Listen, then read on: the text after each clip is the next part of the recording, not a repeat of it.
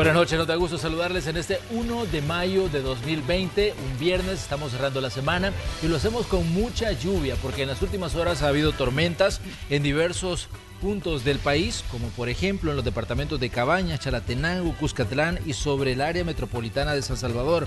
Estas imágenes fueron captadas precisamente hace solo unos minutos aquí en Antiguo Cuscatlán por los equipos de Noticiero Hechos. Información que vamos a actualizar también con el mapa del Ministerio de Medio Ambiente para comenzarles a informar a ustedes de todo lo que está aconteciendo en esta noche, una noche de mayo ya, en la que le estamos dando la bienvenida a la temporada de lluvias. Así es, lluvias se han registrado en distintos puntos del país. En Santa Tecla también les hemos compartido imágenes hace unos segundos, y en Antiguo Cuscatlán por la zona del edificio Bicentenario, como ya les mostrábamos en estas justamente que tenemos en pantalla. Recordemos que el Ministerio de Medio Ambiente y Recursos Naturales ha anunciado que se espera para los próximos o para las próximas 24 horas que el cielo esté medio a completamente nublado, con tormentas y lluvias moderadas, especialmente sobre Cabañas y parte de Chalatenango, Cuscatlán y también el área metropolitana. Ahí vemos las imágenes de cómo se encuentra el clima en la región centroamericana. En El Salvador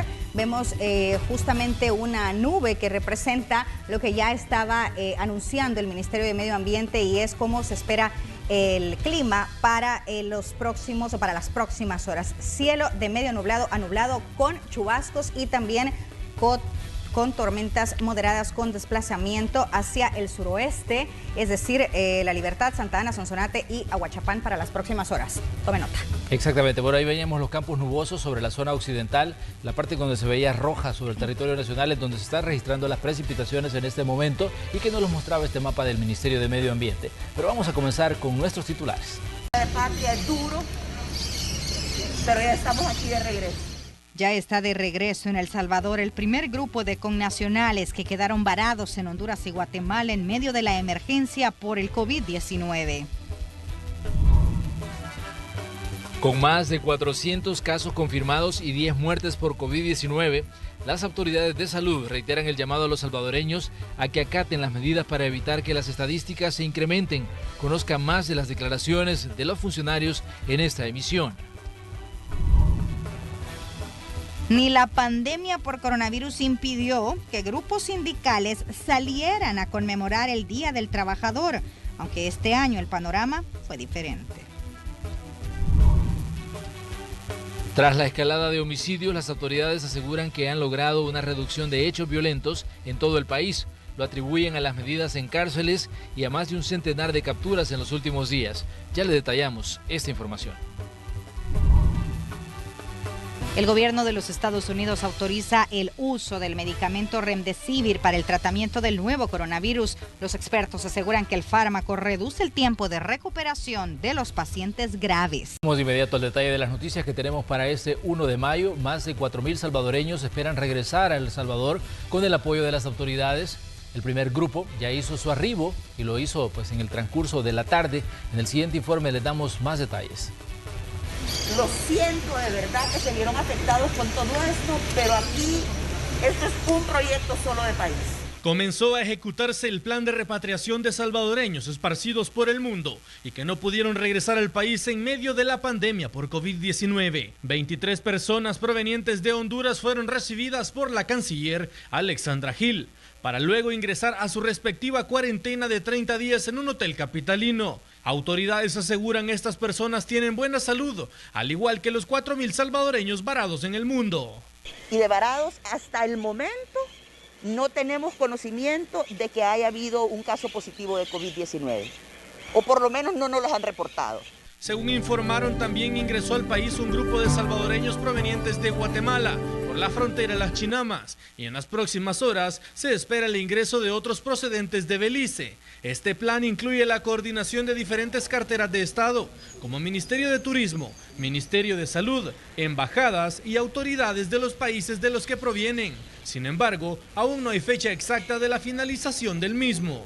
No te puedo contestar esa pregunta porque no sabemos lo que va a surgir acá. Entonces tenemos que ir viviendo y depende de muchas cosas que son externas a nosotros. Por ejemplo, si terminamos la negociación con las aerolíneas el día lunes, Partimos el día lunes, vemos disponibilidad de vuelos también, entonces todo eso se tiene que ir programando paulatinamente. Uno de estos casos de salvadoreños que regresaron a su patria es Wilber Pereira, un joven que llevaba 3 meses en Honduras y ahora se alista para permanecer en cuarentena. Destacó cómo la camaradería entre los mismos salvadoreños varados los llevó a hacerse amigos y soportar juntos la travesía. Pues tratamos la manera de mantener la calma y a la misma vez siempre esperando en Dios de que nos diera la salida, ¿verdad? Y de la mejor manera, como lo hemos hecho. Pues nos sentimos identificados, nuestras palabras, nuestras costumbres y hemos sido quizás un grupo bastante unido. 1 a 1, los repatriados siguieron las indicaciones de las autoridades y ya están en suelo salvadoreño, pero antes de ir a sus hogares deberán mantenerse aislados para descartar o confirmar si son portadores de dicho virus. Con imágenes y reporte de Néstor Hernández, Noticiero Hechos. Y un total de 122 salvadoreños han muerto alrededor del mundo a causa del COVID-19, según informaron las autoridades del Ministerio de Relaciones Exteriores. Los connacionales residían en Estados Unidos, México, Canadá, Italia, España y Suecia. El gobierno informó a la comunidad que la comunidad en el exterior que ante cualquier emergencia puede comunicarse en El Salvador a los números telefónicos 7070-1071, 7070-1013 y 7070-1318.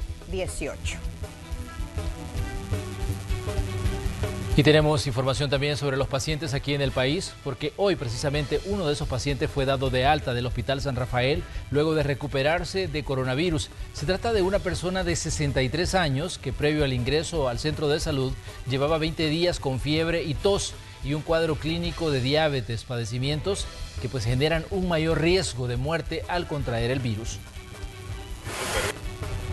El paciente ha tenido una evolución satisfactoria, un paciente que fue manejado con todas las medidas y todo el protocolo ya establecido por la unidad de cuidados intensivos y su evolución ha sido satisfactoria. Con él sumamos 125 pacientes recuperados y eso es muy satisfactorio porque es evidencia de que el protocolo de manejo que el país está implementando ha sido efectivo y que los resultados que están obteniendo hoy en día en el manejo de la enfermedad en nuestro país son muy favorables. Sabemos que siempre van a haber que ajustar protocolos, sabemos que podemos tener inconvenientes en logística, pero lo importante es identificarlos oportunamente, corregirlos y dar una atención directa a la población salvadoreña. Y son más de un centenar de salvadoreños que le han ganado la batalla al COVID-19. Este fin de semana más pacientes podrían salir de cuidados intensivos. Autoridades dieron detalles al respecto.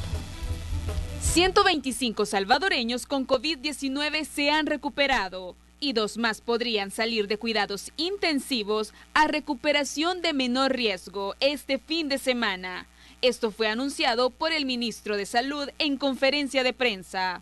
El día de mañana también tenemos probablemente el alta de 2 personas más, las cuales vamos a poder verificar personalmente porque para nosotros es un orgullo y es una satisfacción el poder mostrar a toda la población salvadoreña que podemos salir adelante de una enfermedad como lo es coronavirus. Asimismo, Carolina Recinos, comisionada presidencial, lamentó que la Asamblea Legislativa no aprobara el presupuesto que el Ejecutivo presentó para apoyar a más de 1.7 millones de familias vulnerables con víveres de la canasta básica y apoyar a pequeños empresarios que han sido afectados por la pandemia. Lamentablemente no se pudo obtener la aprobación del paquete de medidas económicas que el presidente Bukele está presentando. Además, la comisionada destacó que se va a evaluar la curva de infectados por COVID-19 y de esta forma se tomarán decisiones de ir abriendo negocios y restableciendo algunas actividades. Comenzar entonces, si nosotros vemos al cerrar este plazo que se nos ha dado, decimos, bueno, viene para abajo la curva, no va para arriba, no sigue creciendo, entonces empiezan a abrir determinadas actividades comerciales, productivas y también determinadas actividades sociales. Hasta el momento son 10 fallecidos en El Salvador y el llamado sigue siendo el mismo: acatar las medidas de prevención y las restricciones por la cuarentena. Noticiero Hechos, Melissa Galicia. Y en su cuenta en la red social Twitter, el presidente de la República, Nayib Bukele, se refirió al cumplimiento de la cuarentena y también a la reducción de hechos violentos. Él dijo, el alza de homicidios ya fue controlada y el plan control territorial ha sido reactivado. Ayudemos a controlar la cuarentena. El plan control territorial utiliza mucho recurso humano. El gobierno no gana con que estén en sus casas. Es por su bien y el de sus familias. Eso fue lo que dijo el presidente esta tarde. Y niños y adolescentes que viven en comunidades vulnerables y de alta pobreza de Apopa, que se han visto afectados por la pandemia del COVID-19, serán beneficiados con la entrega de kits educativos por parte del gobierno. De acuerdo con el comisionado presidencial de Proyectos Estratégicos, Luis Rodríguez, la iniciativa surge a raíz de varios donativos realizados por la empresa privada. El primer lote es de 500 kits que incluyen libros para colorear, juego de crayones, plastilina, entre otros insumos. El gran objetivo son los niños en las comunidades que en este momento están en cuarentena, que están con altos niveles de vulnerabilidad en temas de pobreza, que no tienen acceso a muchas cosas y que necesitan entretenerse. Esta es la primera entrega, se va a hacer a través del equipo de la primera dama, por un lado, y por otro lado también a través del equipo de tejido social, ¿verdad? Para llegar unos a un tipo de comunidad en específico y otro con una índole más nacional. Representantes de la Asociación de Propietarios de Talleres y Servicios Automotrices piden que se les permita retomar sus labores, pues al no generar ingresos, no solo dicen se ven afectados ellos, sino también las personas que les colaboran. La crisis económica generada por el COVID-19 sigue causando pérdidas en las empresas de los diferentes rubros. Uno de los más afectados son los trabajadores que se dedican a los servicios automotrices. Don Nelson cuenta con 8 colaboradores en su taller. Sin embargo, desde que inició la cuarentena domiciliaria, tuvo que suspender los empleos de todos, una situación que desestabilizó su negocio. Los empleados, pues lógico, están menos que nosotros, tienen sus familias, hijos y necesitan dinero y nos llaman bastante para ver si pueden venir a trabajar, pero no podemos nosotros decirles que vengan. Entonces es lo que queremos, un permiso para trabajar y a la vez con las ventas de repuesto, pues porque los talleres pueden trabajar, pero sin el proveedor, entonces quedamos siempre amarrados. Entonces necesitamos también que, aunque sea bien limitado, pero comenzamos a dinamizar la economía. Los propietarios dicen que sus negocios podrían llegar a la quiebra, pues no generan ingresos desde principios de marzo. Estamos pidiendo a nuestro presidente que nos permita abrir nuestros negocios, porque de eso vivimos, de eso viven muchas familias que les damos trabajo, un montón de compromisos, las ventas de repuesto que asumimos que tenemos que pagar, con compromisos que los quedaron en el aire, pues que tenemos, y los tenemos que ver cómo sobrevivimos también. Ellos piden al gobierno se les permita regresar a sus labores de manera progresiva. Se comprometen para acatar las medidas que se determinen. De ver si nos puede facilitar los trabajos, pues que sea como ellos nos digan, poco a poco, ir abriendo y no tener toda la gente trabajando y hacerlo así, más o menos por separados. Ellos dicen ser conscientes de que las medidas para cuidar la salud de los salvadoreños son necesarias, pero insisten en que se tomen en cuenta sus necesidades. Aseguran que debido a la situación no podrán pagar sus recibos e impuestos. Con imágenes de Ever Ábalos, Carla Goches, Noticiero Hechos. Y la presidenta de la Corte de Cuentas de la República, Carmen Elena Rivas, se refirió al proceso de auditoría que realiza la institución a los fondos que está utilizando el gobierno en el combate a la pandemia del COVID-19. La titular aseguró que por el momento no se tienen resultados preliminares de alguna deficiencia o alguna observación. Añadió que trabajan en un informe que realizan como ente contralor y que será enviado lo más pronto posible al órgano legislativo y ejecutivo. Ya de alguna manera tenemos algunos avances, nos decían los directores de auditoría que parte de los avances que llevan las auditorías ya se identificaron las fuentes de financiamiento, el gasto real que hasta la fecha se ha realizado por parte de la administración en algunos proyectos que se están estableciendo, ya se maneja un monto más o menos determinado de cada línea de acción que nosotros establecimos que se iba a auditar. Consideramos de que hay una apertura por parte de la administración para que se hagan las auditorías de forma concurrente. Vamos ahora a nuestra primera pausa comercial, ya volvemos.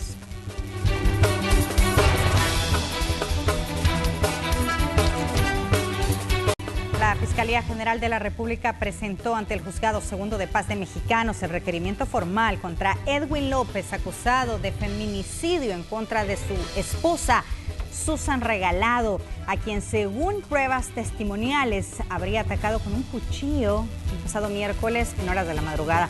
La víctima fue asistida, pero falleció cuando era trasladada por la policía hacia un centro médico. Este sábado se tiene programada su audiencia inicial a las 8 de la mañana en el mismo tribunal. Se levanta inmediatamente la joven y le pregunta a su padre, ¿qué estás haciendo? Fue de esa forma que enciende la luz y cuando enciende la luz observa a su madre, la señora antes mencionada, sentada en la cama llena de sangre. Y luego de que la observa que estaba llena de sangre, también observa que la señora sostenía el cuello con las manos ya que emanaba abundante sangre del cuello. De esa forma, la adolescente pide ayuda con los familiares, porque ahí mismo viven los familiares, es como un mesón, me imagino, casa grande, y hay en un cuarto está una familia, en otro cuarto otra, y de esa forma la adolescente pide auxilio y de esa forma llegan unos hermanos de la fallecida, proceden a auxiliar a la oxisa y proceden a retener al imputado. Vamos a más temas. Las autoridades de seguridad han reportado una disminución de los hechos violentos en el territorio nacional. Esto luego de las medidas que se han tomado en las cárceles y más de 100 capturas en operativos realizados durante los últimos días. A una semana de registrarse un incremento en los hechos violentos, las autoridades de seguridad han logrado reducir estas cifras luego de endurecer las medidas en los centros penitenciarios y el trabajo en el territorio de la Policía Nacional Civil y Fuerza Armada. Según el ministro de Justicia y Seguridad, Rogelio Rivas, a la fecha se reportan más de 100 capturas de pandilleros que ordenaron y ejecutaron los homicidios en el país, entre ellos 4 cabecillas. Vimos cómo el día lunes capturamos en el departamento de Santa Ana, en el municipio de Metapán, capturamos a uno de los principales líderes de la clica Chulton que opera en el departamento de Usulután, que era quien ordenaba la ejecución de los homicidios. Según las investigaciones, el responsable del incremento de los asesinatos es un pandillero que fue condenado a 350 años de prisión y que salió en libertad luego de una apelación que un tribunal superior no resolvió a tiempo. Según Rogelio Rivas, su paradero ya fue identificado por las autoridades, esperando que el Ministerio Público ordene su captura. Está ubicado, evidentemente debemos de tener ubicado porque en caso que la Fiscalía tome acciones necesarias para que este pandillero pueda ser nuevamente capturado y puesto a disposición de los tribunales, y esperamos que esta vez no salga libre, ¿verdad? Que este tribunal o este juzgado actúe de manera inmediata. De hecho, hoy en la entrevista le hice un llamado al presidente de la Corte Suprema de Justicia que este tipo de acciones no pueden estarse cometiendo porque el combate frontal a la delincuencia nos corresponde a todos, no solamente a la Policía Nacional Civil, sino que también a la Fiscalía General de la República y evidentemente lograr una condena a través del sistema judicial. Según las estadísticas, abril cerró con 142 homicidios, una reducción del 54% a comparación con el mismo periodo del año anterior, donde se registraron 326. Durante los primeros 4 meses del 2020, la cifra de hechos violentos asciende a 441, mientras que en el 2019 se contabilizaron 1.060, es decir, una disminución del 58%. Las medidas en los penales son medidas que se están haciendo en penales de seguridad y que van a ser medidas que van a quedar en el tiempo. Es decir, son medidas que como administración de centros penales se pueden tomar de manera unilateral y que no son estados de emergencia, que son los que se requieren que lleven el aval de los jueces de vigilancia penitenciaria. El funcionario agregó que por el momento se descartan casos positivos de coronavirus al interior de la corporación policial. Los elementos de seguridad que trabajan en primera línea para contener el virus son evaluados según las normas sanitarias para garantizar su protección. Con imágenes e informe de Enrique López, Noticiero Hechos. Y un homicidio se registró en el cantón Villa Modelo del municipio de Divisadero, en Morazán. La víctima fue identificada como Jorge Elías Umaña. Su cuerpo fue encontrado en medio de los arbustos de una zona desolada con fracturas en el cráneo, aparentemente causadas con arma blanca. El fallecimiento es por trauma cráneoencefálico severo, producido por arma blanca. Según manifiestan los habitantes de acá del lugar, se dedicaba a hacer mandados a las personas de aquí del lugar. Bueno, estaba de cúbito ventral y las lesiones las tenía en la nuca, en la espalda, en la cabeza. Y ese día el juez de paz de Santiago Nonualco en el departamento de La Paz decretó la detención para 11 personas acusadas del asesinato del soldado Johnny Alexander Delgado Canales. Este hecho ocurrió a orillas del río Champoto, ubicado en el cantón San Sebastián, en Santiago Nonualco, en el departamento de La Paz. Esto en 2019. De acuerdo a la investigación, el 26 de abril del año pasado, el elemento del ejército fue interceptado cuando regresaba a su vivienda y fue interceptado por los detenidos y a punta de pistola fue llevado al lugar antes mencionado para después quitarle la vida. Y hablando de hechos violentos, vamos a conocer las cifras que las autoridades de seguridad reportan a la fecha y la comparación con las reportadas durante el año anterior. Ahí las tenemos en pantalla. Enero en el 2019 reportó 289 asesinatos, mientras que este año se han reportado 120 en ese mes.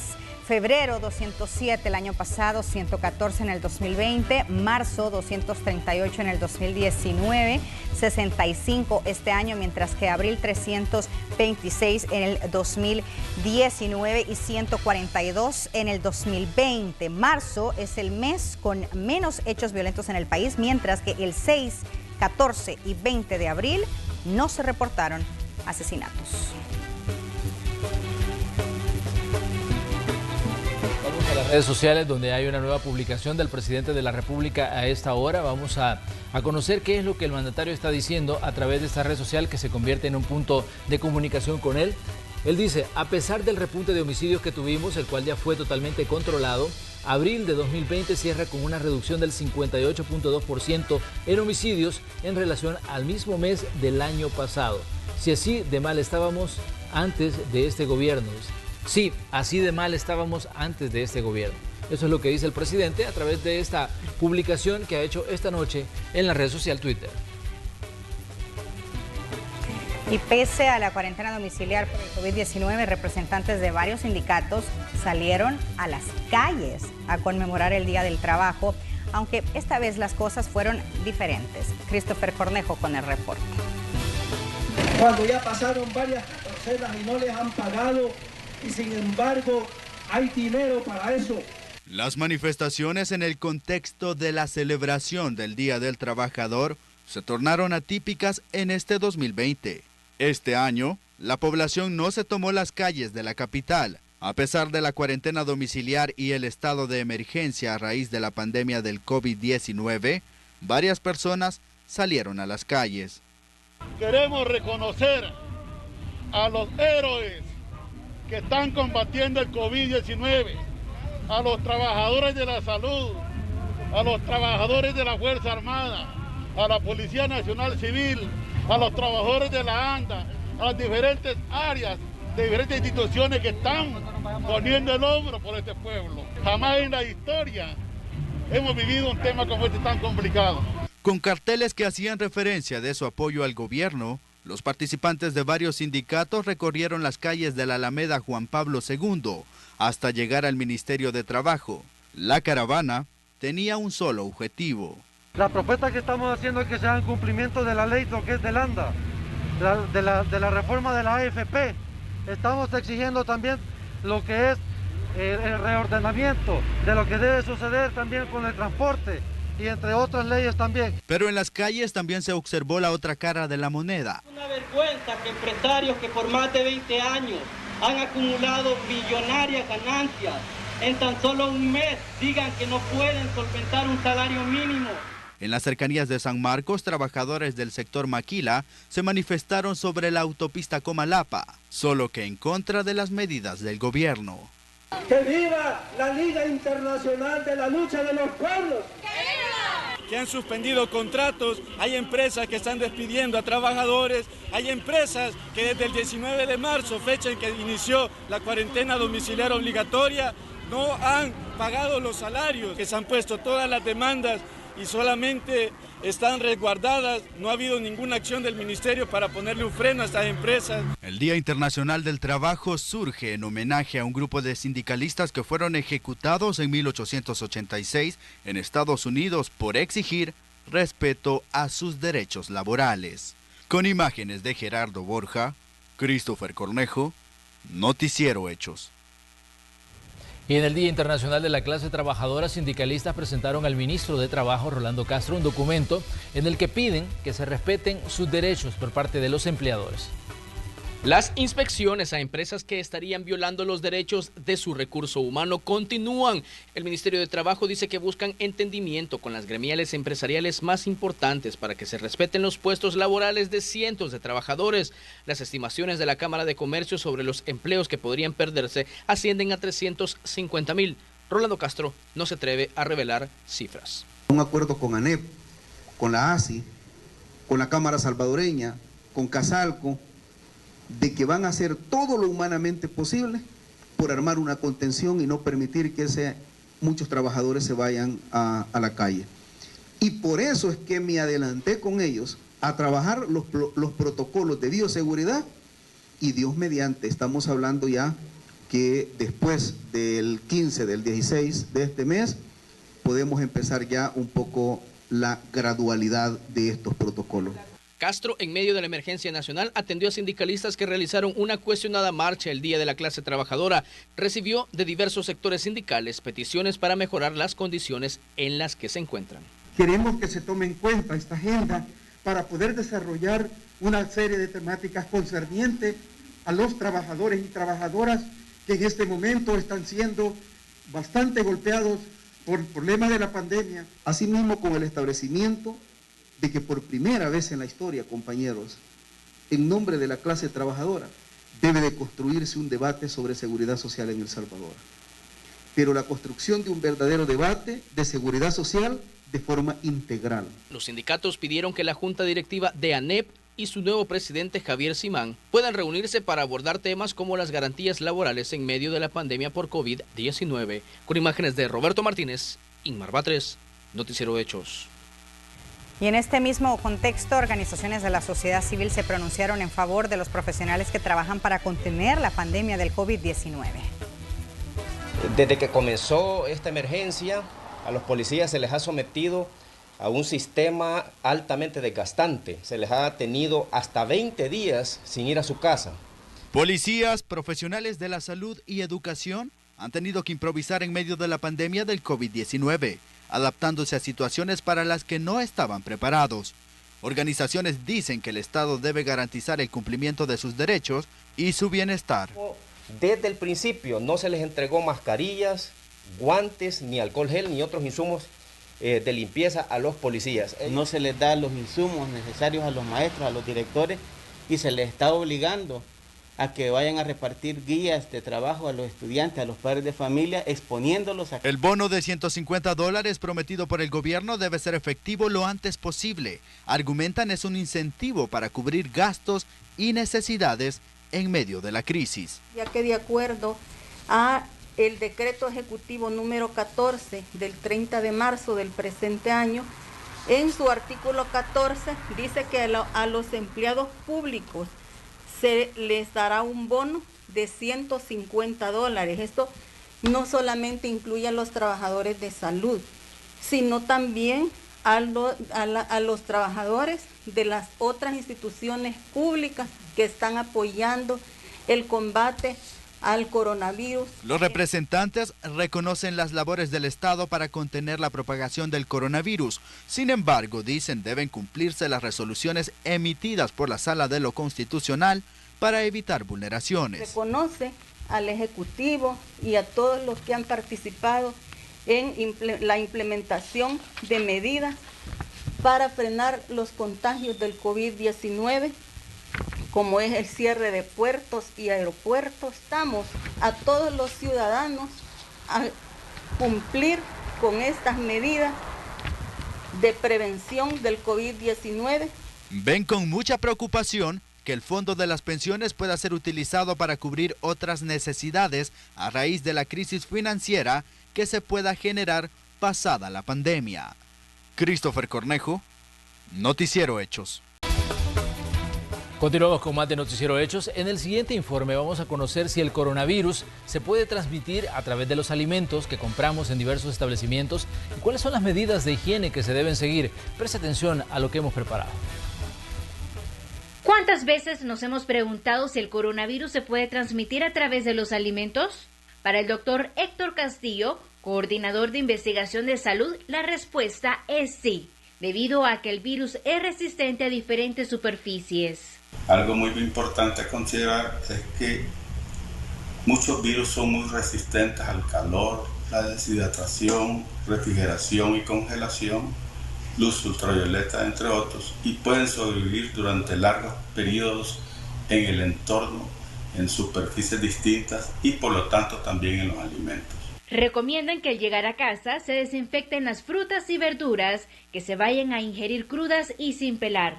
Cocinar los alimentos hasta que alcance una temperatura superior a los 65 grados centígrados y separar los alimentos crudos de los cocidos para evitar la contaminación. Por ello es importante también desinfectarlos antes de introducirlo a la refrigeradora. Actualmente hay investigaciones realizadas para evaluar la viabilidad y el tiempo de supervivencia del coronavirus. En general, los coronavirus son muy estables en estado congelado de acuerdo a estudios de otros coronavirus que han demostrado supervivencia hasta por 2 años a 20 grados centígrados. Otras de las recomendaciones es evitar comprar alimentos procesados en la calle. Caso contrario, es para los alimentos crudos, ya que se pueden cocinar. Con imágenes e informe de Marcela Rivera. Y ante la suspensión de las clases presenciales, las autoridades de educación siguen buscando alternativas para continuar con el año lectivo. Ernesto Cornejo con los detalles. No vamos a abrir escuelas hasta que no haya ningún peligro ni riesgo para la vida de la comunidad educativa. A pesar de que no hay fecha para reanudar las clases en el país, la ministra de Educación aseguró que se encuentran trabajando en el proceso de digitalización del sector académico, para que los estudiantes puedan continuar su proceso educativo mientras se logra controlar la situación del COVID-19 en el país. Las tecnologías, para aquellos que tienen acceso, va a ser por el momento el modelo o el modo principal de enseñanza hasta que volvamos a las clases presenciales. En ese sentido, nosotros estamos trabajando sin descanso para poder adaptar todos nuestros contenidos y que nuestros alumnos y nuestros docentes puedan seguir avanzando. Las gremiales de docentes sostienen que en este proceso también se debe garantizar el acceso a computadoras e internet por parte de los estudiantes. El reto que tiene la señora ministra de Educación es repartir a la mayor brevedad computadoras a cada uno de los alumnos. Decirles que ya anunció que ha recibido en concepto de donación 700,000, pero al menos se necesitan 1.400.000, es decir, nos falta la mitad de equipos para distribuirlos en los estudiantes, pero aparte de los equipos es necesario la conectividad, es decir, hacer llegar internet a todos los estudiantes. Esta es la parte como más difícil. De acuerdo a estimaciones, más de 1.300.000 estudiantes del sector público del país han cambiado la mecánica de su aprendizaje por esta emergencia. Este es un informe para Noticiero Hechos, de Ernesto Cornejo. Y sabe usted que este 1 de mayo los diputados cumplieron 2 años de haber asumido el cargo en la Asamblea Legislativa. El presidente de ese órgano de Estado, el diputado Mario Ponce, y el jefe de fracción del Partido Arena, Carlos Reyes, se refirieron al respecto, destacando la labor que han ejercido. Ponce asegura que han estado a la altura de las exigencias coyunturales, principalmente en la emergencia que se ha generado a raíz de la pandemia del coronavirus, mientras que el diputado Carlos Reyes manifestó que hay que buscar la armonía entre los 3 órganos del Estado. Dentro de un año estarán asumiendo los nuevos legisladores. Pero han habido momentos difíciles. Para este servidor como presidente tuve que afrontar una situación bastante complicada, de lo que todos hemos llamado el 9F, de lo cual se puso a prueba nuestro sistema democrático. Al final del día hemos logrado acuerdos en beneficio de las grandes mayorías, porque hemos entendido que no podemos seguir enfrentados, no podemos seguir, digamos, en una situación en la que cada órgano de Estado quiera de alguna manera imponerle al otro. O sea, hemos estado todos atentos a esta situación difícil que está viviendo el país. Antes de esto también veníamos aprobando, o sea, yo creo que es fundamental que los 3 órganos del Estado, por supuesto, vayamos compareciendo y vayamos contribuyendo todos como nos manda la Constitución. Ahora conozcamos el caso de una comunidad que por muchos años ha tenido que luchar para que no utilicen como basurero un predio frente a sus viviendas. Por más de 10 años han estado soportando los promontorios de basura que algunas personas inconscientes e irresponsables tiran en este predio frente a las casas donde viven varias familias. Con que una vez, mire, casi emparejaba la basura allá a ese plancito de ahí, mire. Porque como ellos solo vienen y tiran la basura, si se repaló, bueno, y si se detuvo, bueno. Y si no, pues igual. Es que no respetamos las dignidades de otras personas, porque así como respetan su lugar, si lo asellan, respetan las cosas de otro lugar. Así es como lo ganamos las amistades. Porque aquí venían a tirar perros y ahí se engusanaban y todo. El último yo lo enterré ahí, porque reventó en gusanos. Pues sí, y todo eso para los niños, el gran mosquero, todo eso, y entonces tratamos la manera de quitarlo. Está sobre el kilómetro 15,5 de la carretera que del Puerto de la Libertad conduce a Santa Tecla. Es el cantón Ayagualo. Ha sido una batalla constante para lograr cuidar la salud de las familias. Probaron de varias maneras para evitar que la gente tire la basura. Lo último es colocar el cerco de varas de bambú y los letreros de advertencia. Esperan que dé resultado. Es el motivo de nosotros, que como nosotros vivimos allá abajo, les digo yo, y aquí hay gente que viven con niños. Todas mis hijas, hay unas yo tengo mis nietos que son los hijos de ellas, y esos malos tufos, usted, Dios guarde. Y así lo mismo está allí, porque hay casa allá, hay casa aquí para abajo. La gente que como van a agarrar el bus hasta allá, y viene el bus, dejan las bolsas ahí, no las llevan hasta allá abajo.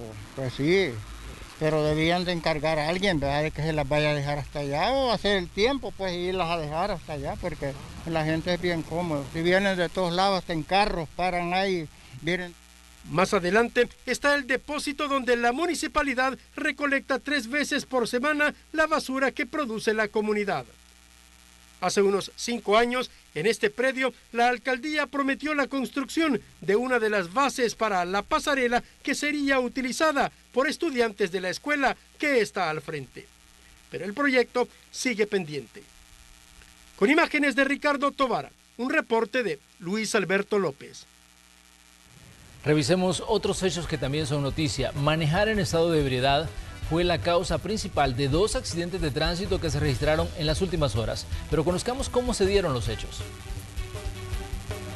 Vivos de milagro, así quedaron los conductores de estos vehículos que colisionaron en el kilómetro 14,5 de la carretera de Oro, Soyapango. La policía de tránsito informó que el conductor del vehículo, color gris, identificado como Carlos Alexander, manejaba bajo los efectos del alcohol y que hizo un giro indebido en arteria, lo que provocó el percance. En realidad eran 2 pacientes, el que usted vio era un paciente masculino, aproximadamente 25 años, que si bien pegó contra el volante, su pecho contra el volante, por no usar el cinturón de seguridad, No tenía problemas respiratorios en el momento. Hicimos unas tracciones debidas a nivel de tórax para buscar encontrar alguna deformidad que nos hicieran sospechar de fracturas.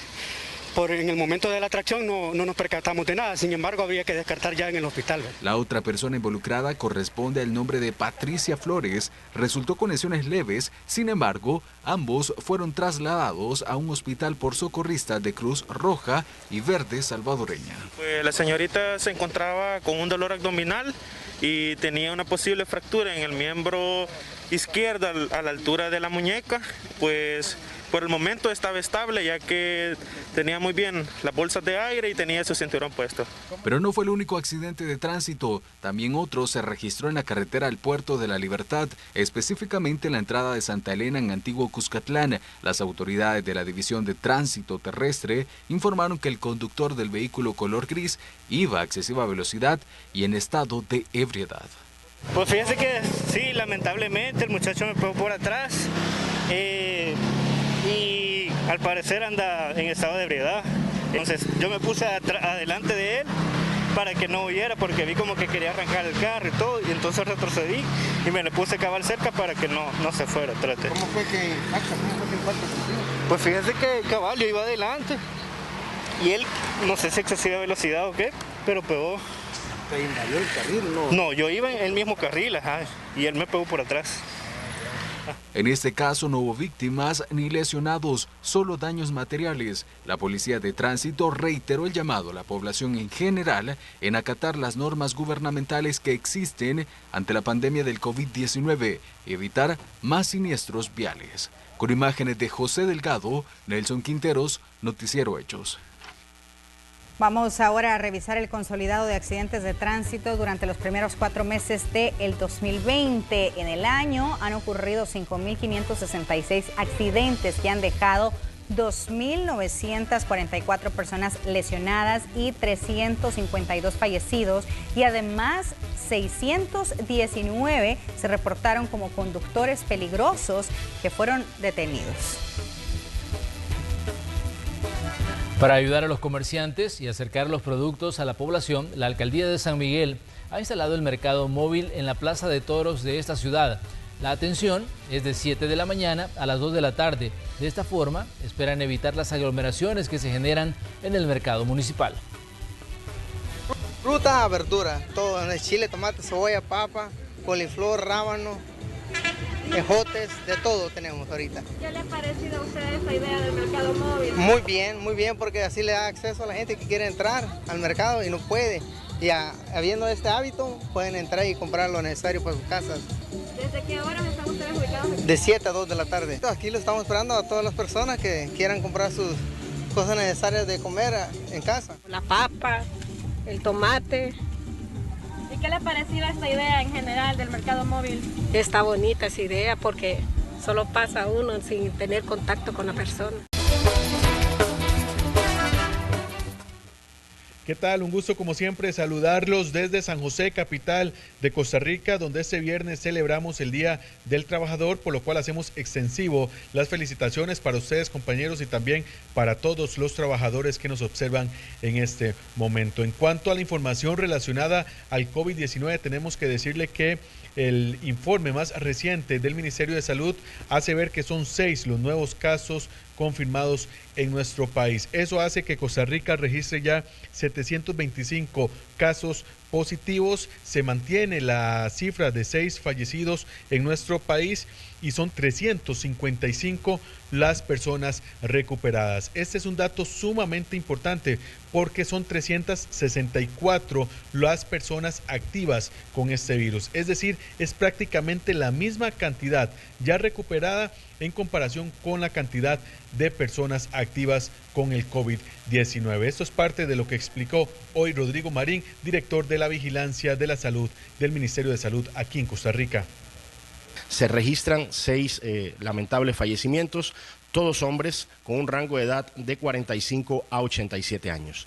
16 personas se encuentran en este momento hospitalizadas, de las cuales 7 de ellas se encuentran en cuidados intensivos con un rango de edad de los 57 a los 75 años de edad. Hoy se han procesado un total de 13.529 muestras. Vamos a repasar algunos de los otros datos oficiales que brindó hoy el Ministerio de Salud. En Costa Rica se han descartado 8.849 pacientes con esta enfermedad y también ya se realizaron poco más de 13.500 muestras. Son 346 las mujeres que en este país, en Costa Rica, han sido o han resultado positivas por COVID-19 y 379 mujeres. Y también como parte de la información que surgió este viernes es que de los 82 cantones de nuestro país ya son 62 los que registran casos por COVID. Se sumó hoy el cantón de Garavito en la región Pacífico Central de nuestro país que suma un caso, así que empieza poco a poco a extenderse, aunque son mínimos los casos en algunas zonas acá en Costa Rica. Por el momento esa es la información que tenemos desde San José, Costa Rica. Es un informe de Kenneth Rojas, Noticias Repretel para la red de Noticias Salvavisión. Gracias, Kenneth. Ahí tenemos la actualización desde Costa Rica, que ya tiene pues un aplanamiento de la curva, como se le conoce a esto. Solo 6 casos en las últimas horas. Eso indica que Costa Rica pues ha comenzado ya a salir de la etapa más crítica del coronavirus. Pero ahora vamos a otro país que también ha sido noticia en estos últimos días. Ecuador sigue registrando un incremento de casos del COVID-19. La periodista Marilyn Jaramillo nos informa. Marilyn, buenas noches.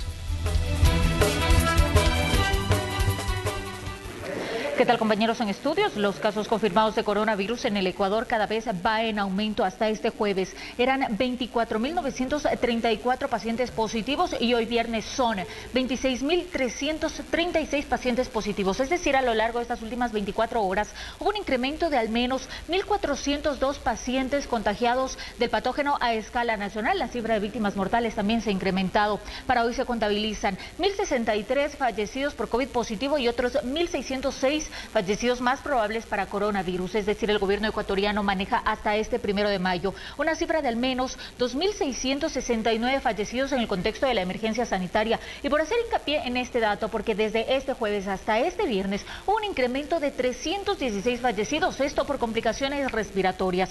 La provincia del Guayas registra hasta este 1 de mayo 11.207 pacientes positivos, seguido de Pichincha con 1.507, Los Ríos 803 y Manabí 633 pacientes positivos. El gobierno nacional asegura que la cifra y que la curva epidemiológica todos los días se va aplanando. Sin embargo, con estos datos podemos notar claramente que no es así.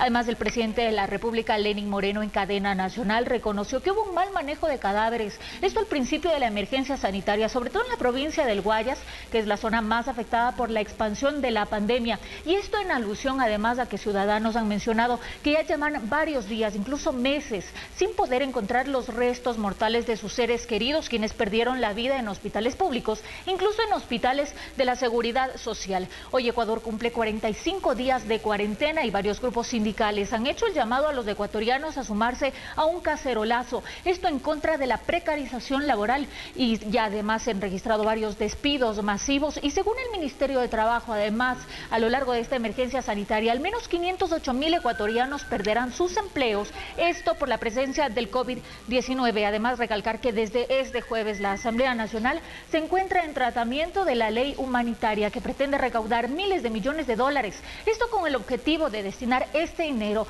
para la atención urgente que se está necesitando en el Ecuador. Además, a partir del lunes 4 de mayo, las cadenas nacionales ya no serán todos los días, sino únicamente 3 veces por semana. Esto el lunes, el miércoles y el viernes. El objetivo también es optimizar recursos. Este es el informe desde Quito, Ecuador, para Alba Visión, informó Marilyn Jaramillo. Muchas gracias por tu reporte. Y desde Sudamérica nos vamos a trasladar hasta los Estados Unidos, específicamente a Los Ángeles, donde hoy celebraron el Día del Trabajo, a pesar de la gran cantidad de casos que se reportan en California por el COVID-19. Gracias, colega. Desde nuestros estudios aquí en los Nuestros Noticias en Los Ángeles, California, tenemos información bien importante de lo que está ocurriendo este fin de semana, inicio del mes de mayo. Y es que ya se reabrieron la economía de varios estados de la Unión Americana. Sin embargo, diferentes grupos han manifestado inconformes por el cierre de algunos negocios y también por la pandemia que se vive en este país. A continuación, veamos las reacciones de algunos que han visto las manifestaciones que se han realizado este 1 de mayo. Hubo una protesta, vinieron a demostrar que quieren regresar a sus trabajos, quieren volver a trabajar, a que abran la economía. Los que protestaron aquí estuvieron con sus banderas americanas de Estados Unidos. Según iba a ser nomás por puro vehículo, nadie iba a salir. Se me hace muy chistoso pues que no quieran salir del carro y quieren que abramos todo el país, ¿verdad? Pero igual los que soportaban iban alrededor, muchos decorados en su carro, rojo, blanco y con ciertas frases en su carro escribido, y es lo que querían pues. Yo no tengo temor, porque muchos dicen que es un virus, pero creo que no, para mí yo no pienso que es un virus. No es un virus, es una política gubernamental, porque si esto empezó aquí o en China, ¿cómo en nuestros países centroamericanos también está eso? Lo que veo pues es que hay mucha pobreza por falta de mucho trabajo, que los empleos están cerrados, no hay trabajo, y veo pues que como que está igual como en nuestros países, de que no hay trabajo. Yo me dedico al trabajo de restaurantes. Yo necesito salir a ver si vendo mascarillas, para ver si va saliendo también para los pagos que hacer, ¿va? En nuestras viviendas donde uno vive. Y es importante que nuestro gobierno, Donald Trump, que reabra estos trabajos. Recordemos que en Estados Unidos ya sobrepasa el 1 millón de personas infectadas. Para Noticiero Hechos, Canal 12 en El Salvador, desde los Nuestros Noticias en Los Ángeles, California, les informó Bernardino Claros. Gracias, Bernardino, por el reporte desde la ciudad de Los Ángeles. Una escena similar se ha repetido en otras partes de la Unión Americana, pidiéndole al presidente Trump que abra la economía, a pesar de la emergencia que está viviendo todavía Estados Unidos. Con esto nos vamos a la pausa y regresamos con más de Noticiero Hechos, pero recuerde que tenemos una transmisión a través de la plataforma Facebook.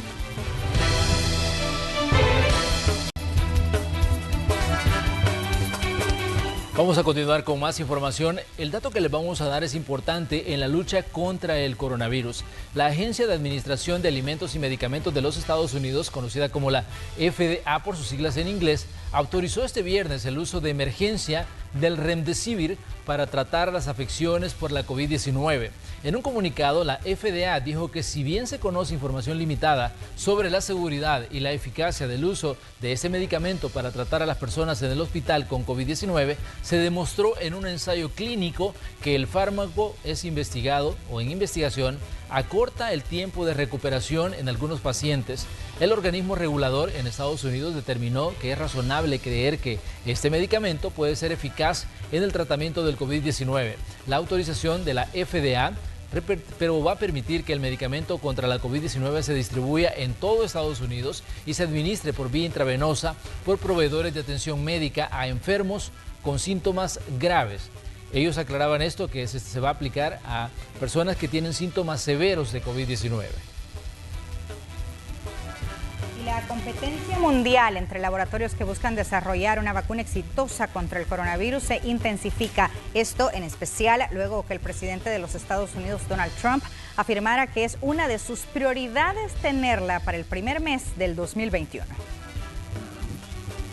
Como parte de la operación Warp Speed de la administración Trump, una vacuna contra el coronavirus producida por Estados Unidos podría estar lista para enero, indicó esta semana el director del Instituto Nacional de Alergias y Enfermedades Infecciosas, Anthony Fauci, quien no lo garantizó.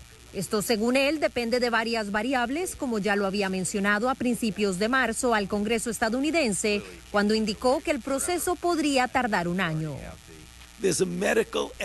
Existen una ética médica y otras consideraciones que tomaremos en cuenta para dar esto a personas saludables con el fin de prevenir infecciones, razón por la cual debemos asegurarnos de que el medicamento primero no haga daño, es decir, debemos asegurarnos de que sea seguro y de que funciona. Alrededor del mundo hay 102 posibles vacunas en desarrollo según la Organización Mundial de la Salud, de las cuales por lo menos 8 han logrado llegar a ensayos clínicos en humanos, dentro de ellas la del gigante farmacéutico AstraZeneca, que se asoció con la Universidad de Oxford para fabricar y distribuir una vacuna que se está probando y podría, si funciona, ser distribuida rápidamente a nivel mundial. La producción ya está en curso porque se necesita fabricar suficientes dosis para realizar los ensayos clínicos, como se puede imaginar. Y vamos a aumentar de escala para que estemos listos para el cuarto trimestre, para que podamos suministrar un número suficiente. En Estados Unidos, la compañía Moderna, basada en Boston, continúa su carrera por desarrollar esta vacuna, luego que el gobierno estadounidense acordó pagar $483 millones para respaldar el trabajo clínico en busca de esta arma contra el COVID-19. Celia Mendoza, Voz de América, Nueva York. Y vamos a seguir revisando la situación en Estados Unidos. Las escuelas del estado de Nueva York estarán cerradas hasta el fin del año escolar, que es en junio ya en Estados Unidos, debido a la pandemia del coronavirus. Eso es lo que anunció el viernes el gobernador Andrew Cuomo. Las escuelas de Nueva York seguirán cerradas hasta el fin del año lectivo en junio. Así lo informó el viernes el gobernador Andrew Cuomo, quien apuntó que aunque los casos del nuevo coronavirus, las hospitalizaciones y las muertes estén cayendo, es imposible abrir escuelas en mayo o junio sin exponer a los estudiantes y profesores.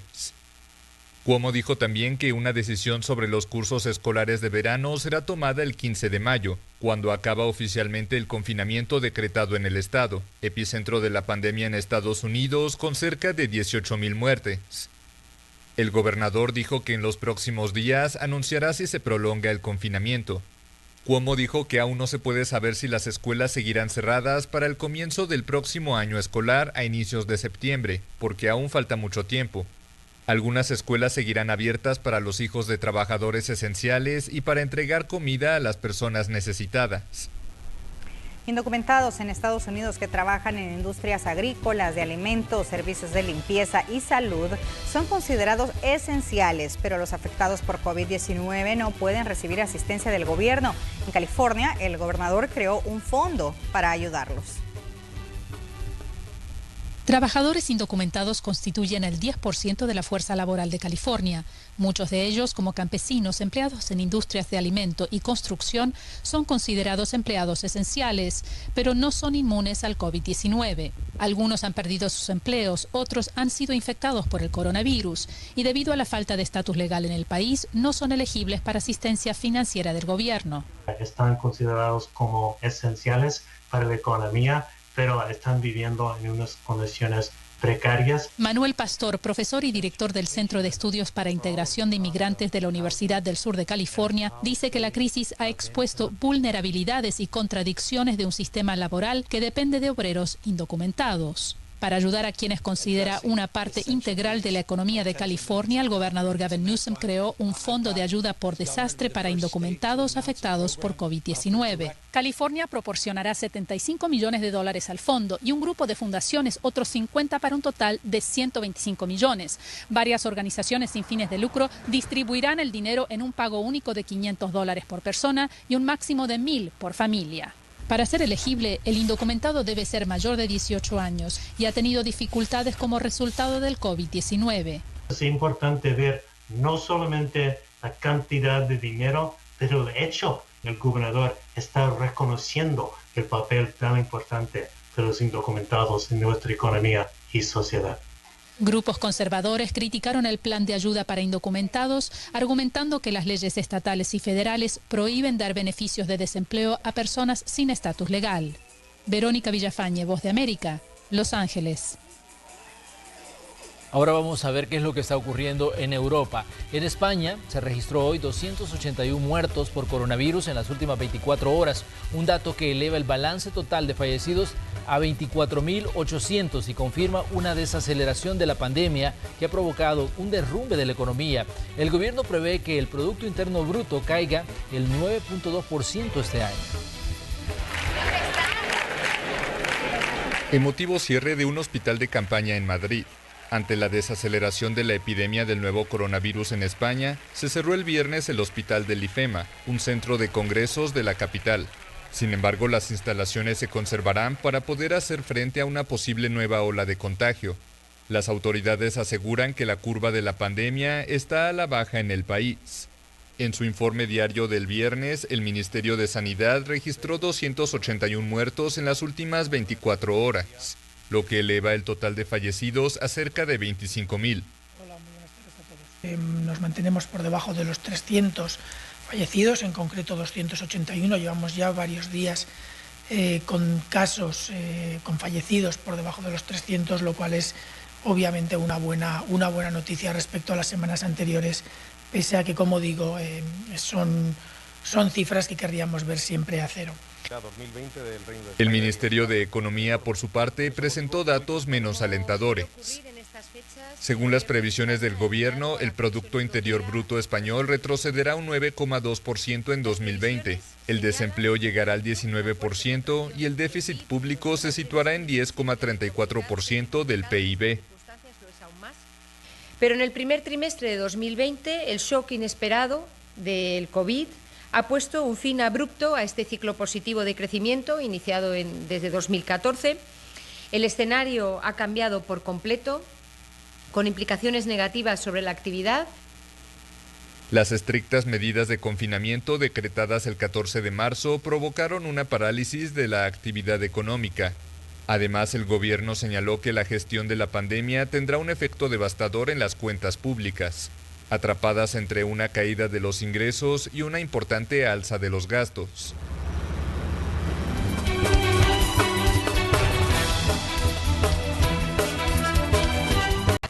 Antes de despedirnos, queremos recomendarles dos cosas. Primero, que Hechos tiene emisiones de fin de semana y que ustedes se pueden continuar informando a través de estas emisiones sobre todo lo que está ocurriendo pues a nivel local y a nivel internacional. Y la otra recomendación es que se cuiden mucho y cuiden a sus seres queridos. No salga de su casa si no es necesario y a lavarse las manos. Es todo por nuestra parte. Gracias por habernos acompañado. Buenas noches.